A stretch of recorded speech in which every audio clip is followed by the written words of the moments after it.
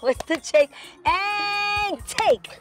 They don't say that. What is it? It's action. Action, right? 1, 2, and action. You would think I did a movie at some point in my life. What's up, you guys? I'm here with Mariah, and I'm so excited because, just keeping it real, we were completely blown away by the response to the last video we did together, talking about like what you learn in your 20s. And it resonated with women, not just in their 20s, but in their 30s and their 40s. So we're back talking about things we've learned in life at this point, and also read some of the tips that you had for everyone. So I guess this would be considered what I wish I knew in my 20s, part 2.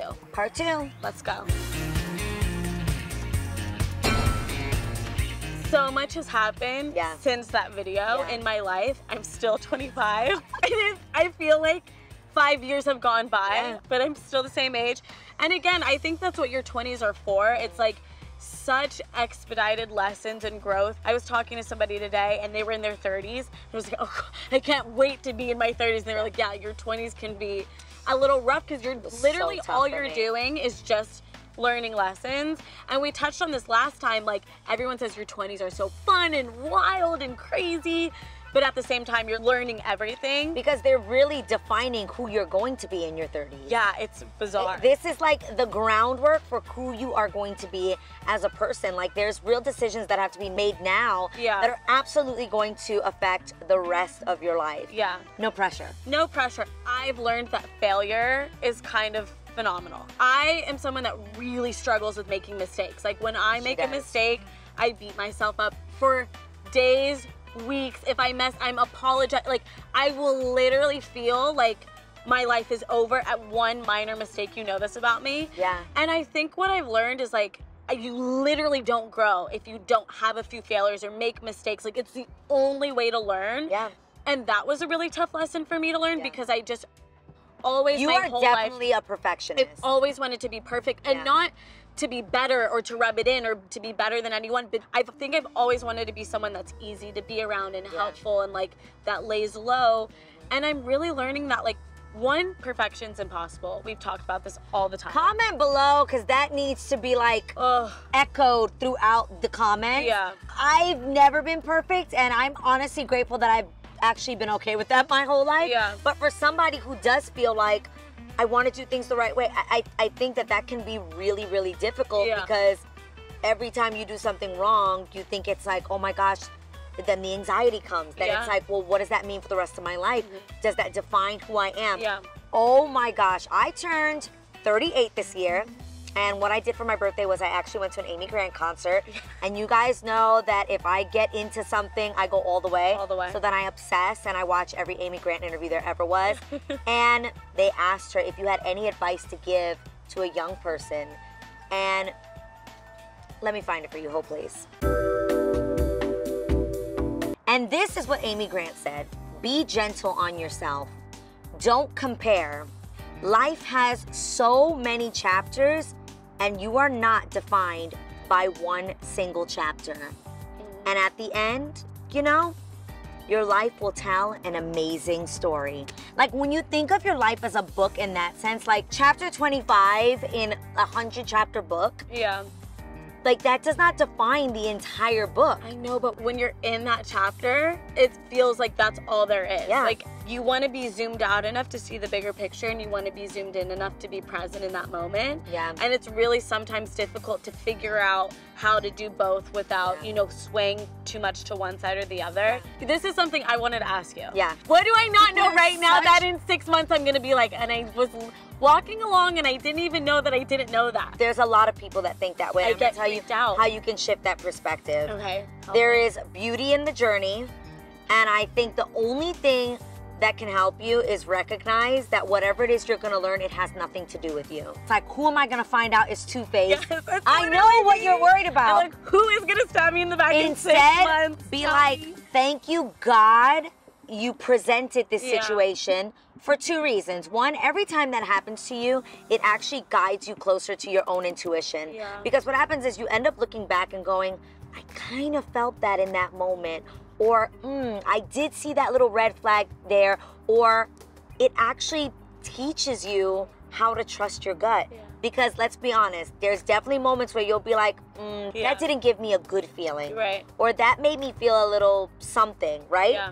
You would never know how to spot that in people unless you experienced it, unless you went through it and felt what it feels to feel like, is this person a narcissist? Yeah. Is this person trying to make me not feel good about myself? Yeah. Was that a lie that I just caught that person saying? Or, right? Yeah. Unless you go through that, you'll never know what that feels like for you. Yeah. Now the next time you'll be a little bit better. Now you're gonna learn some new things. Yeah. Be grateful for the deception because you'll know when to see from a distance the next one coming up. I read this amazing quote the other day talking about what heartbreak is, and it was like, heartbreak is a crack in your heart that lets light in.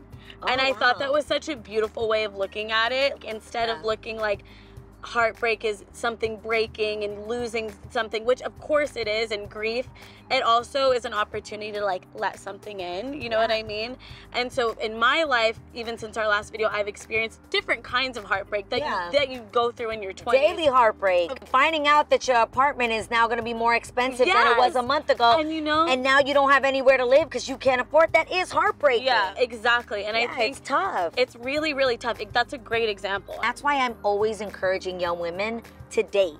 Yeah. And you're like, well, what does that exactly mean, like dating? Guys, dating does not mean you're out here being a hoe. Like, that is not what dating means. Dating does not mean you're sleeping with people. Dating actually means you're getting to know different people and you're finding out what suits you, what you like, what you don't like. Yeah. You're finding out different personality traits that you're like, I'm attracted to that. Not so attracted to this sort of thing. Or I find this intriguing. I would have never appreciated someone like your dad had I not dated people before who were the complete opposite. Someone being as sweet, as nice. Like, I actually think I would have been like, oh my God, Ricky, romance, get a grip, right? But I didn't know that I'd appreciate that until I was with somebody that was cold, that was not affectionate towards me. I never knew I loved holding hands until I dated someone that didn't want to hold my hand, and I was like, Ricky Bobby. Yeah. When we hung out, like what do I do with my hands? You have to go through some bad dudes to appreciate the really, really good dudes. Yeah. And even the good dudes are not going to be perfect. You know what you've taught me? What? I would hear you say this all the time. Love isn't enough if there's not respect. Love isn't enough if there's no compatibility. Things in common, if you're not willing to compromise, if you're not willing to sacrifice, if you're not willing to learn the other person. You're not willing to commit to somebody. I've heard plenty of people be like, I love her. I just don't want to commit. But I don't want to commit to her. And I'm like, how do you define love? Yeah. And I feel like you'll never know that unless you have these like real conversations with somebody while dating. And here's the tricky part, which is really messed up, and I'm just going to keep it real with you guys. You know that the actual chemical reaction of being in love, the release of oxytocin in you actually makes you be blind to things that you normally might not like. That's so true. Yeah. When it comes to red flags, I'm a little like colorblind. I'm like, that looks purple. That could almost be green. What is the balance of like loving people so much and seeing the best in them and seeing their potential and championing them and believing in them? But the relationship may not be healthy and you don't want to give up on somebody. You know what I mean? Like, I've had friendships where you have a long time with somebody, really, really good girlfriends. Yeah. And maybe over time they change or they get toxic and it starts affecting you and your life. How do you have healthy boundaries with people without it feeling like you're giving up on them? So here's the thing. There's a reason why they say you can't love someone else unless you love yourself. Yeah.